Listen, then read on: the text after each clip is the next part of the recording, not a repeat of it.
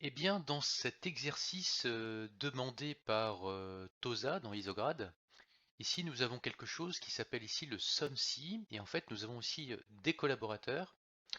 Nous avons les montants des collaborateurs. On voit qu'il y a une redondance. Jean a fait 160 € de dépenses le 4 janvier 2019, mais également 342. Et en fait, ce qu'on souhaiterait, c'est avoir le cumul, la somme des montants des frais par collaborateur. Donc en fait, dès lors qu'il va trouver un prénom, et bien il va faire la somme.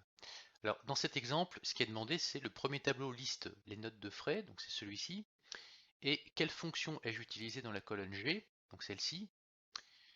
Eh bien en fait c'est simple, la fonction qui est utilisée c'est la fonction SUMSI. SUMSI, je vous renvoie vers les tutoriels et vers mon cours en ligne sur le sujet.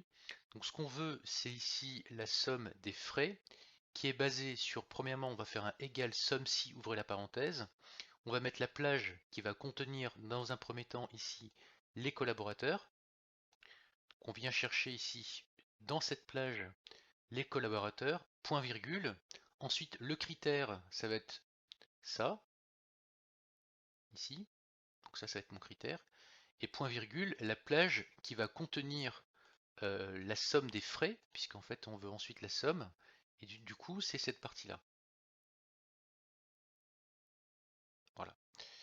Donc ça nous donnerait en fait une formule du style, si je la reprends ici, si je fais une formule à partir de là,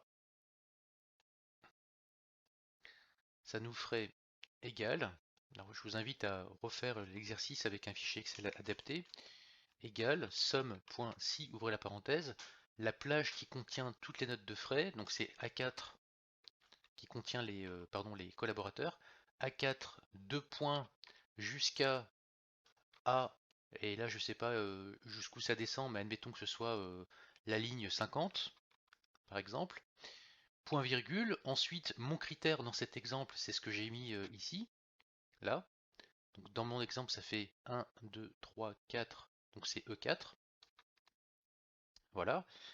Point virgule, et ensuite la liste des frais qui serait de C4 jusqu'à C50. C4, 2 points, C50. Voilà. Donc ça, c'est la première chose. Du coup, je l'aurai ici, mais comme je voudrais ensuite le recopier vers le bas, et bien dans ces cas-là, je vais rajouter des dollars. C'est pas demandé dans le TOSA, parce qu'il faut aller vite, mais l'idée c'est ça. Je vais venir figer dans cet exemple les plages concernées de façon à ce que chaque formule fasse référence systématiquement à cette plage-là et à celle-ci, sans qu'il y ait un décalage d'une ligne. Voilà, tout simplement.